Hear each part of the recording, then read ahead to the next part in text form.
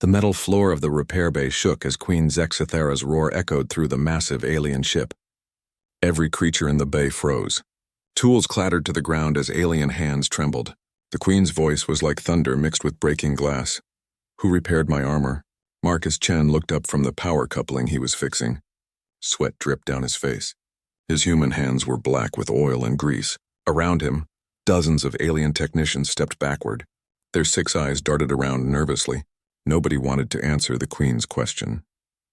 The Queen stood 12 feet tall in the center of the bay. Her blue-gray skin gleamed under the bright lights. 4 arms crossed over her chest. Her ceremonial battle armor hung on a stand behind her.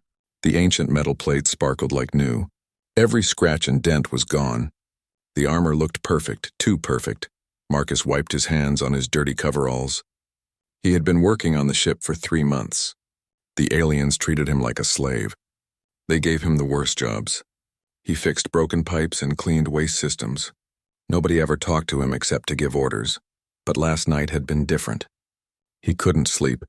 The ship's engine made a strange humming sound that hurt his ears. So he walked around the empty corridors. That's when he saw the armor. It was damaged. Bad. Cracks ran through the metal plates. Some pieces were bent out of shape. Marcus knew good metal work when he saw it. His father had been a mechanic. His grandfather, too. The Chen family understood metal. The armor was crying for help, so Marcus helped it. I asked a question. The Queen roared again. Her plasma blade appeared in her hand. The energy weapon glowed white-hot. "Someone touched my family's armor without permission.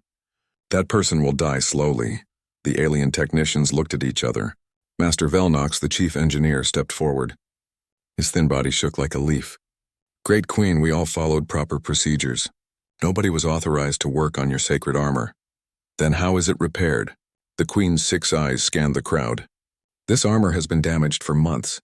My own engineers said it would take weeks to fix properly. Now it is perfect. Better than perfect." Marcus took a deep breath. His heart pounded in his chest. He thought about his father's words. "Son, if you do good work, always stand behind it." He stepped out from behind the power coupling. "I did it," Marcus said in broken Zexthari language. The words felt clumsy in his mouth. "I fixed your armor." The entire bay went silent. You could hear a pin drop. Every alien eye stared at the small human in dirty coveralls. Master Velnox's mouth fell open. Some of the younger technicians made choking sounds. Queen Zexathera turned toward Marcus. Her 6 eyes focused on him like laser beams. She moved closer. Each step made the floor shake. Marcus could smell her breath. It was like hot metal and spices. "You?" she said. Her voice was quiet now. More dangerous than when she was shouting. "A human.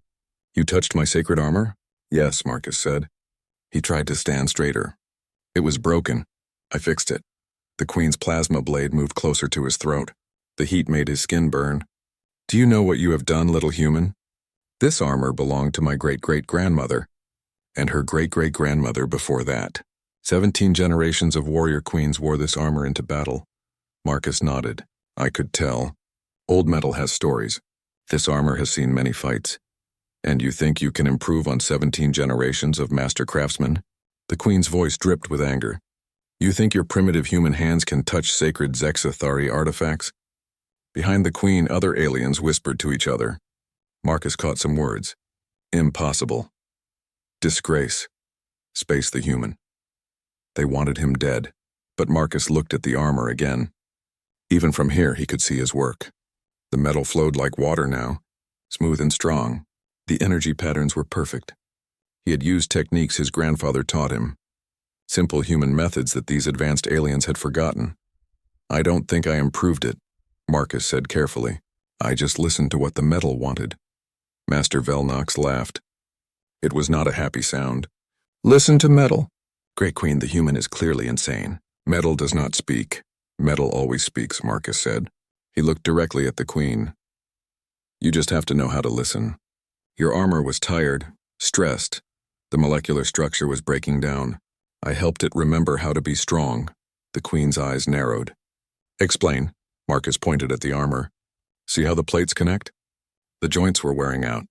But instead of replacing them, your engineers kept adding more support, more layers, more complexity. They made the armor heavier and weaker." "Impossible," Master Velnox said. Our quantum foundries are the most advanced in the galaxy. Maybe, Marcus said. But sometimes the old ways work better. I used heat and pressure, controlled cooling. I let the metal find its natural strength again. The Queen studied her armor more carefully. She ran one of her 4 hands along the surface. Her eyes widened slightly. The weight, she said. It feels lighter. 30% lighter, Marcus said. But stronger too. The energy distribution is better now. More even, Master Velnox scoffed. Ridiculous. Our scans showed— Your scans were wrong, Marcus interrupted. The alien engineer's face turned purple with rage. But Marcus continued. You were looking at the surface. I looked deeper. Into the crystal structure. The lattice patterns. Your armor was beautiful, but it was sick. The Queen was quiet for a long moment. She touched different parts of the armor, testing the weight. Checking the joints. The plasma blade in her other hand flickered but stayed lit. You did this with primitive tools? She asked. Marcus nodded. Hammer, heat, time, and listening. Show me, the Queen commanded. What? Show me how you listened to my armor. Prove that you are not lying. Marcus looked around the bay. His eyes found a damaged hull plate in the corner. It had been sitting there for weeks. The aliens couldn't figure out how to fix it properly. That plate, he said, pointing. Bring it here. 2 alien technicians looked at the Queen. She nodded. They carried the heavy plate over and set it down. Marcus knelt beside it. He pulled out his simple tools. A small hammer, a heat gun, some measuring devices his father had given him. This metal is angry, he said, running his hands over the surface. It has been bent too many times, stressed. The molecules are all twisted up. He started to work. First, he heated specific spots on the plate. Not random heating like the aliens did. Careful, controlled heat applied in patterns. Then he used his hammer. Light taps, rhythmic, like playing music. The aliens watched in fascination. Marcus worked for 20 minutes. He barely spoke, just tapped and heated and listened to the metal. Finally, he stood up. The hull plate looked completely different. Smooth, strong, perfect. Master Velnox scanned it with his instruments. His face went pale. Impossible, he whispered. The molecular structure is perfect, better than factory specifications. Queen Zexithara stared at Marcus for a long time. The plasma blade in her hand flickered and went out. Human, she said slowly. What is your name? Marcus Chen. Marcus Chen, she repeated. You have done something my finest engineers could not do. With primitive tools and simple methods. Marcus nodded. Sometimes simple is better. The Queen looked at her armor again. Then at the hull plate. Then back at Marcus. We will talk more, she said. Guards, escort Marcus Chen to comfortable quarters. He is my guest now. As the guards led him away, Marcus heard the aliens arguing behind him. Their voices were confused and angry. Their perfect technology had been beaten by a human with a hammer. But the Queen's voice cut through the noise. Perhaps, she said quietly, we have much to learn. Marcus Chen sat in the alien guest quarters and stared at the wall. The room was too big for him. Everything was built for 12-foot-tall creatures. The bed was like a platform. The chair felt like a throne. Even the sink was too high to reach properly, but it was better than the storage closet where he used to sleep. A chime sounded at the door. Marcus said, "Enter in Zexithari." The word still felt strange on his tongue. Queen Zexithara walked in. Without her ceremonial robes, she looked different.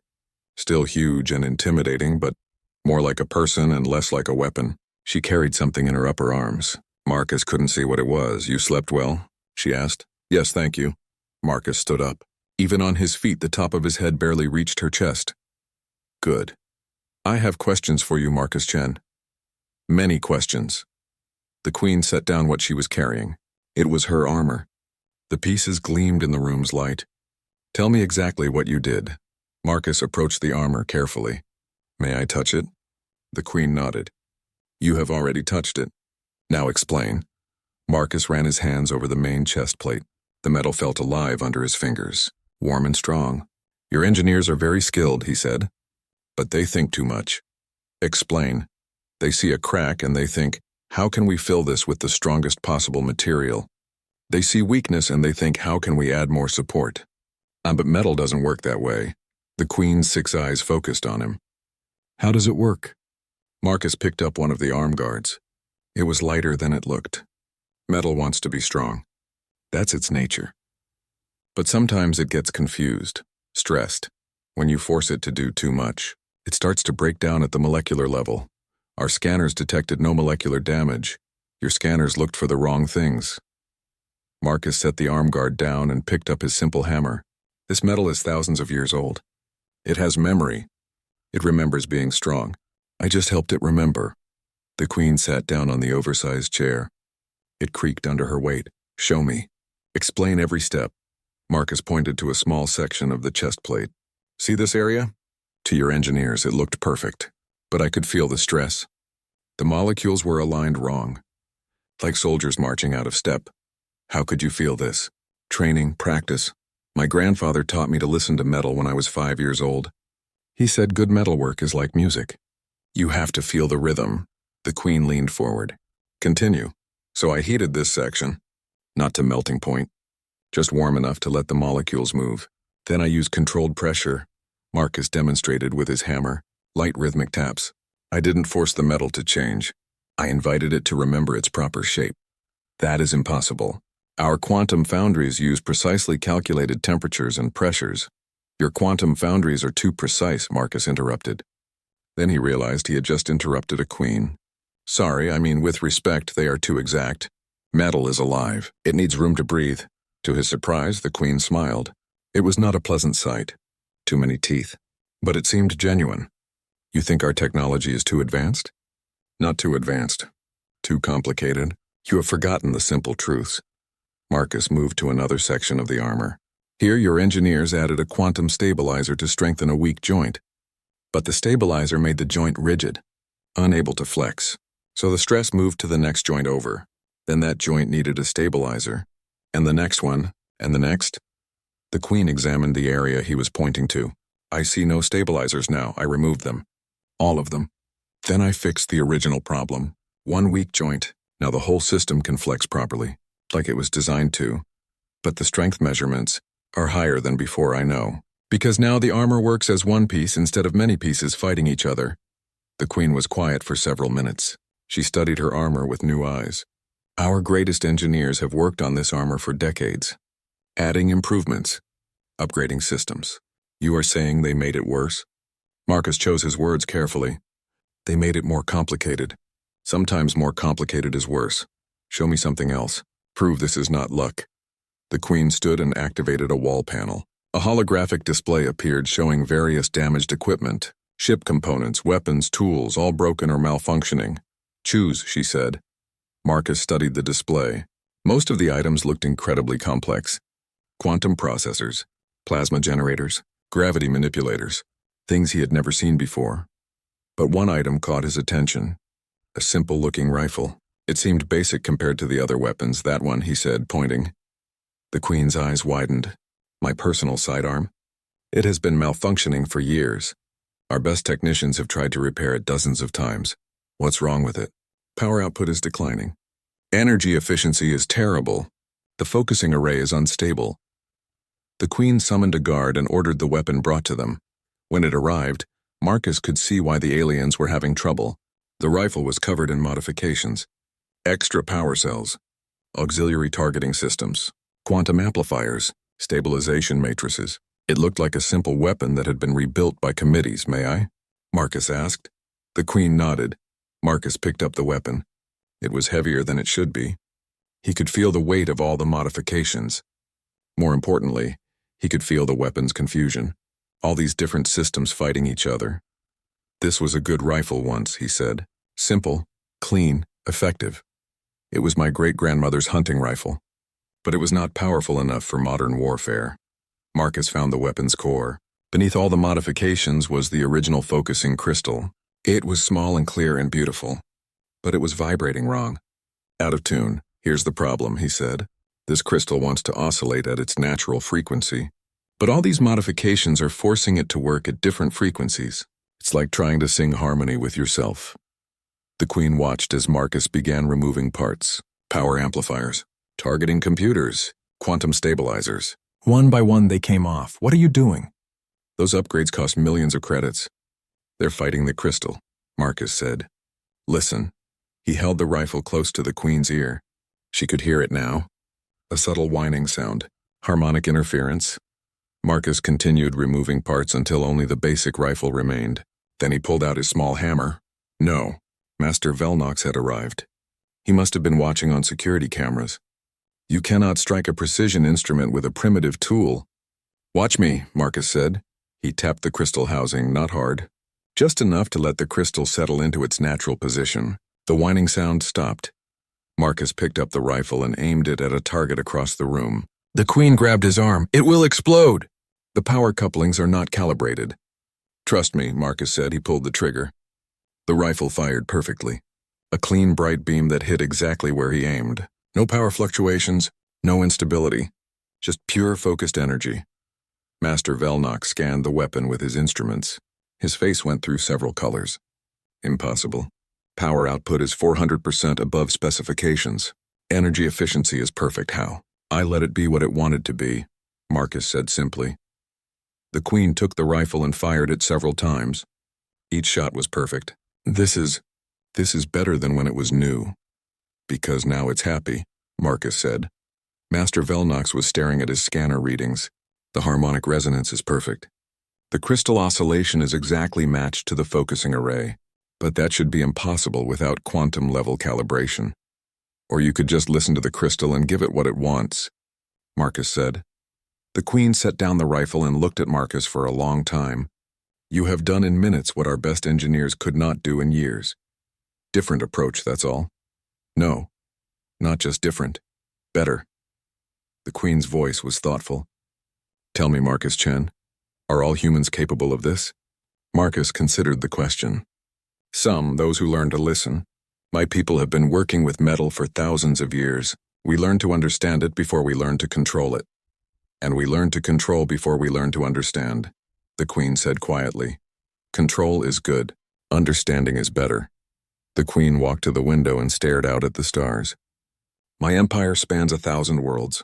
We have technology that can reshape reality itself. We consider ourselves the most advanced civilization in the galaxy. She turned back to Marcus. But a human with a hammer can outperform our greatest achievements. Not outperform, complement. You know how to make amazing things. I know how to make them work better. The Queen was quiet for several minutes. Marcus Chen, I have a proposition for you. Yes? Stay on my ship. Work with my engineers. Show them these techniques of yours. Marcus thought about it.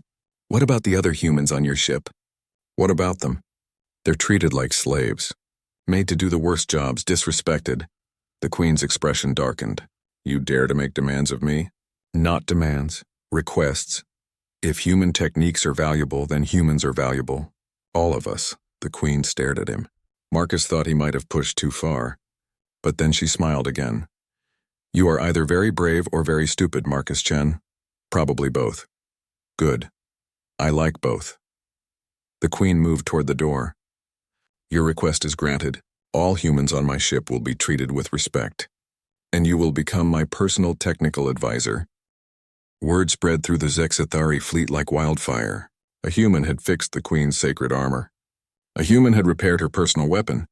Impossible stories that grew larger with each telling. In the great hall of the flagship, alien nobles gathered to witness the impossible. They came from other ships in the fleet, admirals and generals, scientists and engineers, all wanting to see the human who claimed to understand technology better than the mighty Zexathari Empire. Marcus stood in the center of the hall, feeling very small. Hundreds of alien eyes stared at him. Some looked curious. Most looked skeptical. A few looked angry. Queen Zexathara sat on her throne wearing the repaired armor. It gleamed like starlight, perfect and beautiful. But the nobles were not convinced. Great Queen, said Admiral Thexmore, a scarred veteran with 3 missing arms. Surely you do not believe this primitive creature is superior to our master technicians. I believe what I have seen, the Queen replied. Then you have been deceived, declared High Engineer Kelvas. She was ancient even by Zexathari standards. Her body was more machine than flesh. This human has used some trick, some deception. Our technology is the finest in the galaxy. Is it? The Queen asked quietly. The hall erupted in angry voices. Nobles shouted over each other. The very idea that their technology might not be perfect was insulting. Unthinkable. Queen Zexithera raised one hand for silence. High Engineer Kelvos, you doubt the human's abilities? I do, Great Queen, completely. Then prove me wrong. The Queen gestured to a guard.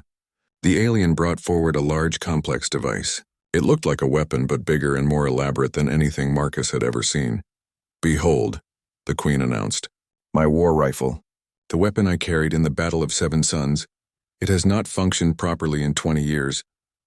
Marcus stared at the weapon. It was massive, built for the Queen's 12-foot frame and forearms. Energy conduits ran along its length like veins. Crystal arrays glowed with inner light. Quantum processors hummed with power, and it was completely silent. The greatest weaponsmiths in the Empire have tried to repair it, the Queen continued. High Engineer Kelvos herself has spent years on this project. If the human can succeed where she has failed, perhaps we should listen to his methods. High Engineer Kelvos stepped forward. Her mechanical limbs whirred as she moved. Great Queen, this weapon contains technology beyond human comprehension. Quantum cascade amplifiers, temporal stabilization matrices, multidimensional focusing crystals. A primitive mind cannot grasp such complexity. Maybe not, Marcus said quietly, but maybe that's the problem. The nobles laughed. The sound echoed through the hall like breaking glass. High Engineer Kelvos's optical sensors focused on Marcus with laser intensity. You think our complexity is a problem, little human? I think your complexity might be hiding the real problem. Explain yourself. Marcus approached the war rifle carefully. Even dormant, it radiated power. He could feel the energy systems humming just below the surface. But something was wrong. The humming was chaotic, uneven. May I examine it? He asked. The Queen nodded. But be warned, human. If you damage my war rifle, I will space you personally. Marcus ran his hands over the weapon's surface.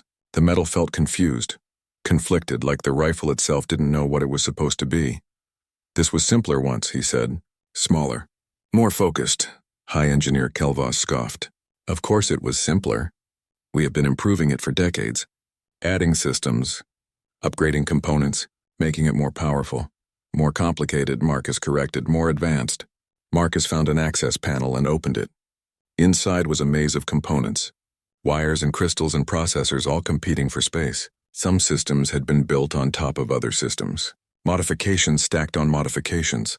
How many times has this been upgraded? He asked.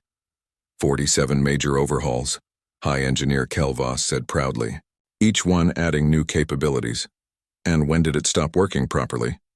The engineer paused. About 20 years ago. After how many upgrades?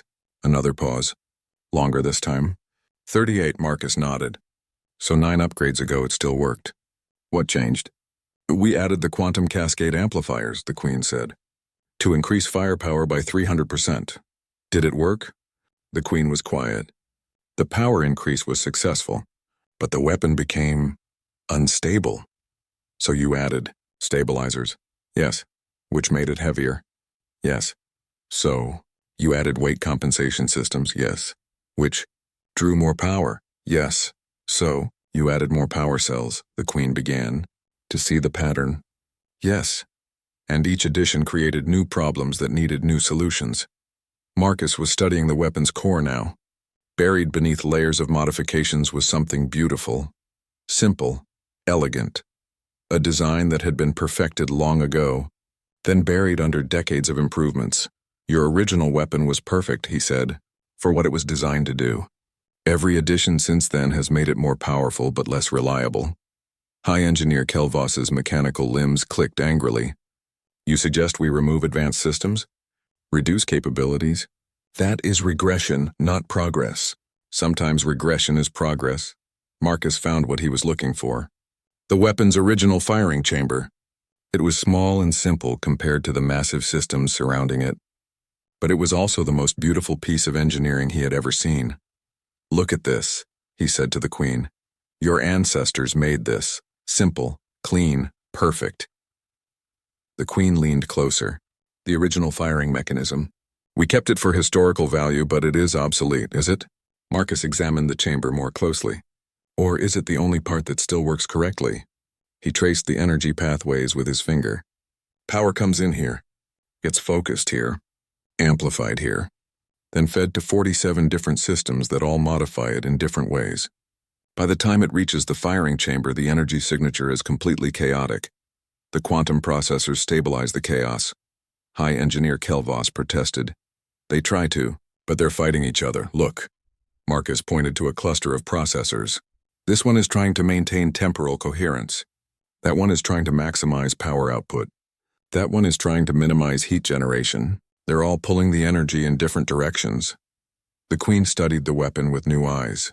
You're saying our improvements are fighting each other? Yes. And the original firing chamber is trying to work with energy that's been twisted into knots. Marcus sat back on his heels. I can fix this, but you're not going to like how. Explain. I have to remove most of the upgrades. Strip it back to something close to the original design. The hall erupted in outrage. Nobles shouted protests. High Engineer Kelvos's mechanical voice rose above the noise. Absolutely not. Those systems represent centuries of advancement. Millions of credits in research and development. And 20 years of malfunction, Marcus said quietly. The Queen held up a hand for silence. What would remain? The core. The original firing chamber and focusing system. Some of the power upgrades, but not all. The weight compensation. Because the weapon has to work with your frame. The energy amplifiers, but tuned to work with the original system instead of fighting it. And the rest? Gone. All the quantum processors. The cascade amplifiers. The temporal stabilizers. The multi-dimensional matrices. Everything that's trying to outsmart the original design. High Engineer Kelvos stepped forward menacingly. You would destroy decades of progress. I would save decades of work by making it functional again. The Queen looked at her war rifle. Her fingers traced the scarred metal housing. This weapon won me the Battle of Seven Suns. It carved through enemy ships like paper. I trusted it with my life. And now? Now it is a monument to my engineer's cleverness, beautiful, complex, useless. The Queen made her decision. Do it, Great Queen. High Engineer Kelvos protested. You cannot trust this primitive. I can and I will. The Queen's voice carried absolute authority. If the human fails, we lose nothing. The weapon is already broken. If he succeeds, she looked around the hall at her nobles. If he succeeds, we learn something important about ourselves. Marcus began the work immediately. He had no fancy tools, just his simple kit and his understanding of how things should work. The nobles watched in fascination and horror as he started removing systems. First to go were the quantum cascade amplifiers, massive devices that had cost more than most starships. Marcus disconnected them carefully and set them aside. The weapon immediately felt lighter, more balanced. Next came the temporal stabilizers, then the multi-dimensional matrices. Each removal made the weapon simpler, cleaner, more like what it was supposed to be. This is sacrilege, High Engineer Kelvos muttered, but she watched every move Marcus made. Her optical sensors recorded everything. After 3 hours of work, Marcus stepped back. The war rifle looked completely different. Smaller, simpler, almost primitive compared to its previous form. But it hummed, a clean, pure sound that resonated through the hall. Test it, Marcus said. The Queen picked up her weapon. It felt right in her hands for the first time in 20 years. Light but solid. Powerful but controlled. She aimed at a target across the hall. An armored plate designed to test weapons. She pulled the trigger. The blast was incredible. Clean energy that cut through the target like it wasn't there. No instability. No power fluctuations. Just pure, focused destruction. The hall was silent. 3 days after Marcus fixed the Queen's war rifle, everything changed. It started with the ship's power grid. The massive dreadnought had always consumed enormous amounts of energy. Fusion reactors working at maximum capacity just to keep the lights on. But now something was different. Chief Power Engineer Nexatel stared at his displays in confusion. This cannot be correct, he muttered to his assistant. Power consumption is down 30%, but all systems are operating normally. His assistant, a young Zexathari named Velkin, checked the readings again. Sir, the numbers are accurate. We're using less power than we have in decades. But how? We haven't shut down any systems. If anything, we're running more diagnostics than usual. The answer came from an unexpected source. Marcus Chen walked into the power control room with High Engineer Kelvos. The ancient engineer had been following Marcus around for 3 days, recording everything he did. She looked frustrated and fascinated in equal measure. "The human has been optimizing our systems," she announced. Without permission, Chief Power Engineer Nextel's 4 eyes focused on Marcus. "You've been tampering with our power grid?" "Just listening to it," Marcus said. "Your distribution network has some problems. Our power grid is the most advanced in the galaxy, but it's not efficient." Marcus moved to the main control panel. With Kelvos's reluctant permission, he called up a display showing power flow throughout the ship. The image looked like a 3-dimensional spiderweb of energy pathways. "See this?" Marcus pointed to a cluster of lines near the ship's center. "Power comes from your reactors here. Then it gets routed through 17 different distribution hubs. Each hub processes the power, regulates it, and sends it on to the next hub. Standard procedure," Nextel said proudly. "Multiple redundancies ensure system stability. But look at the losses." Marcus highlighted different sections of the display. Each hub consumes power to do its processing. By the time energy reaches the outer sections of the ship, you've lost 40% to overhead. High Engineer Kelvos checked her records. 43% to be precise. "This is acceptable. Safety requires redundancy." "Safety, yes, but not this much redundancy." Marcus manipulated the display to show a simplified routing pattern. What if power bypassed the intermediate hubs for non-critical systems? Direct routing for basic functions like lighting and life support. Keep the multiple hubs only for weapons and shields. "Impossible," Nextel said immediately. "Direct routing is unstable. Power surges could damage delicate systems. Not if you buffer the flow correctly." Marcus pulled up schematics that Kelvos had given him access to. "You have these fantastic stabilization crystals, but you're using them to smooth out power that's already been processed 17 times. Use them at the source instead. Clean power from the beginning needs less processing." Nextel studied the proposed changes. "This would require reconfiguring the entire grid, just sections of it. Test areas first." The risk is minimal," Marcus interrupted. "I've already tested it." High Engineer Kelvos's optical sensors flared. "You have done what?" "Deck 7, Section C, the crew quarters. I rerouted power directly from Reactor 2 to the living areas. Bypassed 6 processing hubs. Power consumption dropped 60%. No system failures." Chief Power Engineer Nextel nearly fell over. "You modified our power grid without authorization? That could have killed hundreds of crew members." "But it didn't. It worked perfectly." Marcus called up the monitoring data from Deck 7. Clean graphs showing stable power delivery. No fluctuations. No failures. Just efficient energy distribution. "The crew reported that their lights are brighter," he added, "and their environmental systems are running quieter." Nextel and Kelvos studied the data in stunned silence. Everything Marcus had said was true. The modified section was running better than the rest of the ship. "How did you know it would work?" Nextel asked.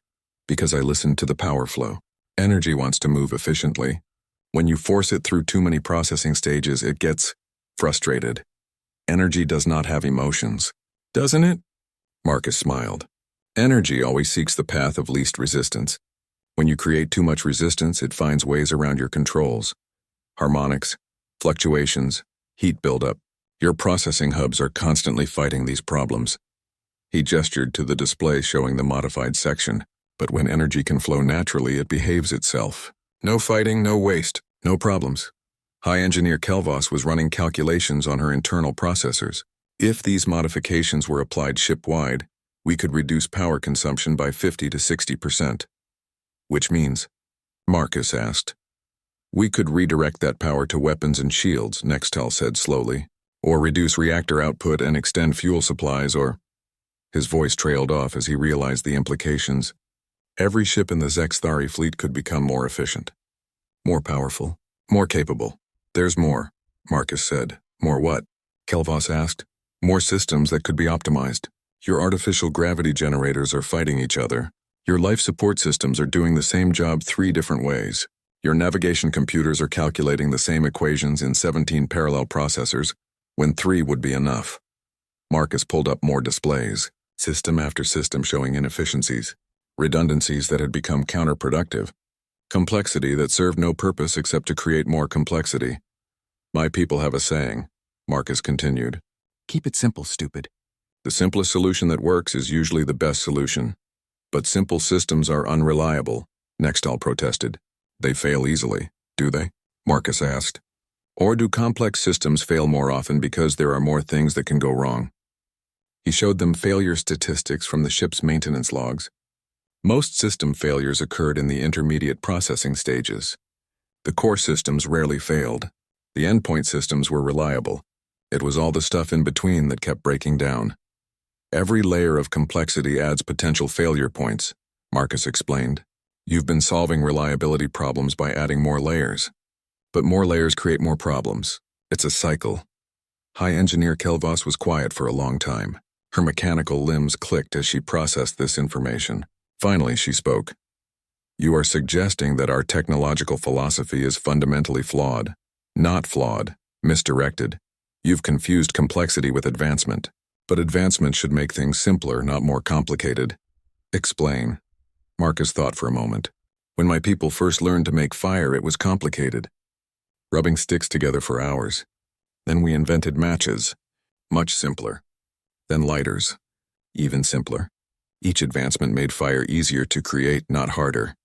But our technology is more capable than ever before. Is it? Your war rifle was more capable after I simplified it.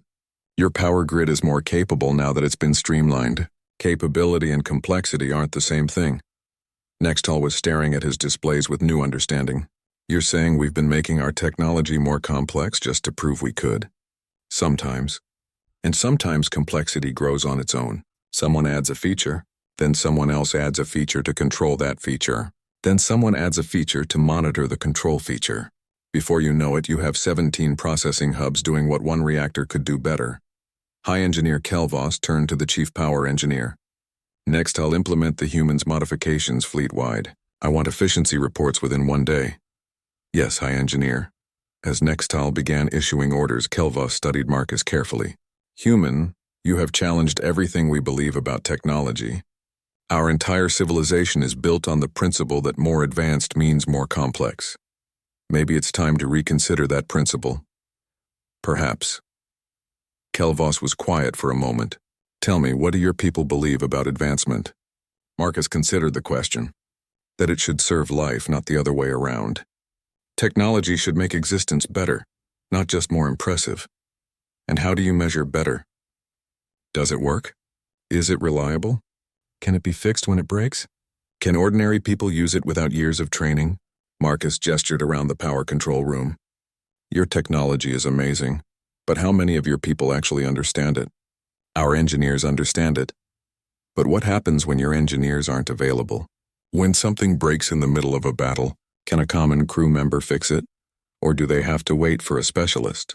High Engineer Kelvos had no answer for that. In human ships, any crew member could handle basic repairs. In Zexthari ships, even simple maintenance required advanced training. You build systems that only experts can understand, Marcus continued. We build systems that anyone can fix with basic tools and common sense. And which approach is superior? Marcus smiled. Ask me again when both our fleets are in battle. The side that can keep fighting while the other side is waiting for repair specialists will have your answer. High Engineer Kelvos's optical sensors dimmed as she processed this. For the first time in centuries, she was questioning the fundamental assumptions of her civilization. Human, she said finally. I believe you may have just changed the course of galactic history. I just fixed some power relays. No, you fixed much more than that. 2 weeks after the fleet-wide upgrades began, Queen Zexthara stood on the bridge of her flagship, watching something impossible happen. The Dreadnought Eternal Glory was outrunning ships half its size. Velocity report, she commanded. 14% above maximum rated. Speed, replied her navigation officer. And still accelerating. The Queen looked at Marcus Chen, who stood beside her new Chief Technical Advisor position. In 2 weeks, he had transformed from a lowly maintenance worker to one of the most important people in her empire. Explain how this is possible, she said. Marcus pointed to the engine efficiency displays. Your propulsion systems were fighting each other. The main drives were optimized for maximum thrust. The maneuvering thrusters were optimized for precision control. The gravity compensators were optimized for crew comfort. None of them were talking to each other. And now they work as one system. The main drives provide thrust. The maneuvering thrusters help instead of hindering. The gravity compensators adapt to the actual forces instead of fighting them. High Engineer Kelvos, who had become Marcus's unlikely partner, added her analysis. Engine efficiency has improved by 43%. Fuel consumption is down 37%. Most remarkably, system stress is at an all-time low despite the increased performance. The Queen nodded slowly. And this has been replicated across the entire fleet? Every ship, Great Queen, Kelvos confirmed. Some vessels are showing even greater improvements than the flagship. Because they had more problems to fix, Marcus added. The older ships were carrying decades of modifications that were making them slower and less reliable. A communication signal interrupted them. Admiral Thexmore's scarred face appeared on the main display. His 3 remaining arms gestured excitedly. Great Queen, you must see this. My cruiser squadron just outmaneuvered the entire 5th Fleet in war games.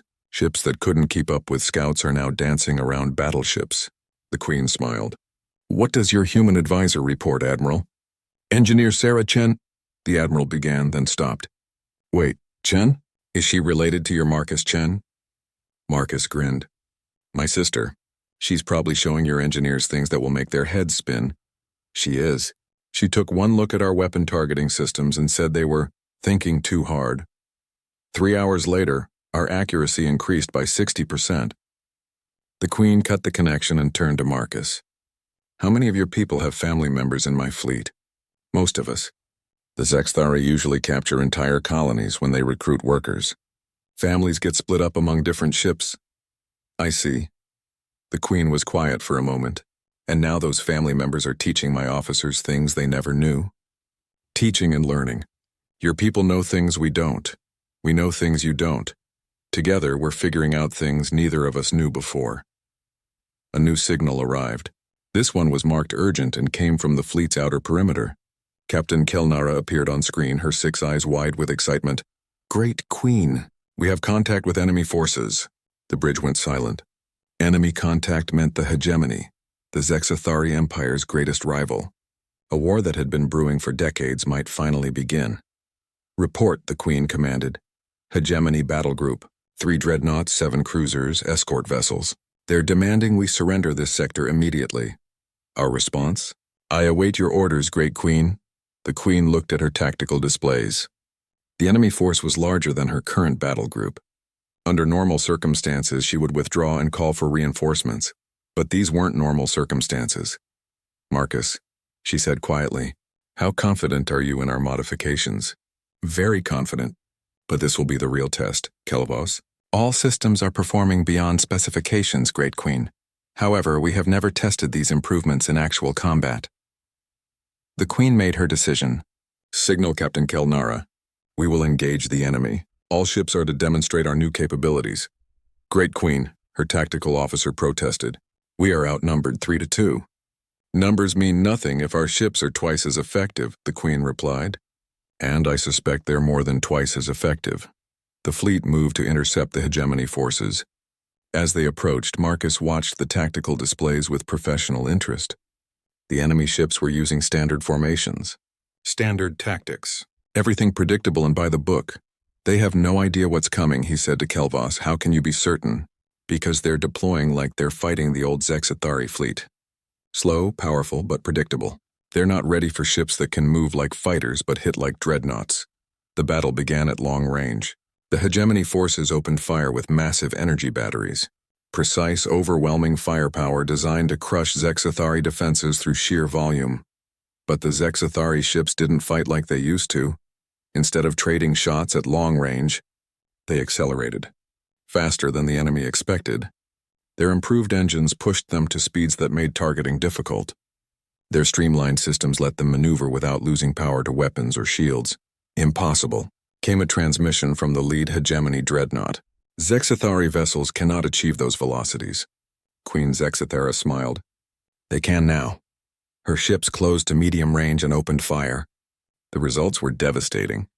Weapons that had been simplified and optimized hit exactly where they aimed. Power that had been freed up from inefficient systems now fed into shields and guns. But the real advantage became clear when the hegemony forces tried to respond. Their ships were magnificent examples of advanced technology, Quantum shields, multidimensional targeting systems, temporal displacement weapons. Everything cutting-edge and complex, and none of it worked properly under combat stress. Marcus watched the enemy tactical displays with growing understanding. "Look at their system failures," he told the Queen. "Their quantum shields are fluctuating because the power grid can't maintain steady output. Their targeting systems are losing lock because the processors are overheating. Their weapons are misfiring because the control systems are too complex to adjust quickly. You're saying their advanced technology is failing them?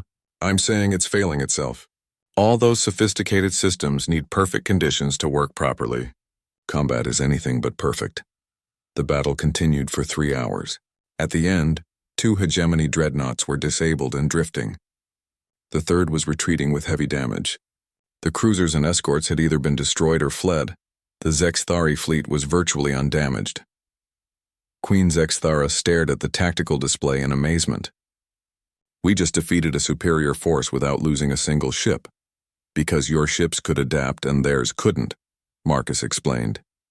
"Simple systems work under stress. Complex systems break down." Reports started coming in from the other ships. Every captain had the same story. Their weapons worked better. Their shields held longer. Their engines responded faster. Most importantly, when something did break, the crew could fix it quickly and get back into the fight. High Engineer Kelvas was reviewing the combat data. "Great Queen, if these results are representative, our fleet effectiveness has increased by at least 200%. And the implications? We could defeat forces 3 times our size. Maybe more." The Queen was quiet for a long time. Finally, she activated the fleet communication system. "All ships, this is your Queen. Today you have proven something remarkable. Not just that our modifications work, but that simple solutions often surpass complex ones." She paused, looking directly at Marcus. "I am therefore making the following changes permanent. First, all human crew members are promoted to full technical advisor status with appropriate authority and compensation." Cheers echoed through the bridge from the human technicians present. "Second, we will be implementing a new technological philosophy throughout the Empire. Before adding complexity, we will first seek simplicity. Before building bigger, we will first build better. Third, I am establishing the Human Zexthari Technical Exchange. Humans will teach us their methods. We will teach them our knowledge. Together, we will develop solutions neither species could achieve alone." The Queen looked out at the stars where the hegemony forces were retreating. "And finally, let word spread throughout the galaxy. The Zexthari Empire has changed. We are no longer the civilization that values complexity over effectiveness. We are something new. Something better." She turned to Marcus. "Something that listens to the wisdom of hammers as well as the power of quantum processors." Marcus bowed. "Thank you, Queen Zexthara. I think this is the beginning of something incredible. I know it is." 3 months later, the transformation was complete. Human advisors worked alongside Zexthari engineers on every ship in the fleet. Technology that had been mysterious became understandable. Systems that had been unreliable became rock solid, but the changes went deeper than technology. The Zexthari began to value different kinds of intelligence. Intuition alongside analysis, experience alongside theory, practical wisdom alongside technical knowledge. And throughout the galaxy, other civilizations began to notice. The Zexthari Empire was becoming more than just another advanced species. They were becoming something that combined the best of high technology with the best of practical engineering. The hegemony's defeat had been total and shocking. Word spread quickly.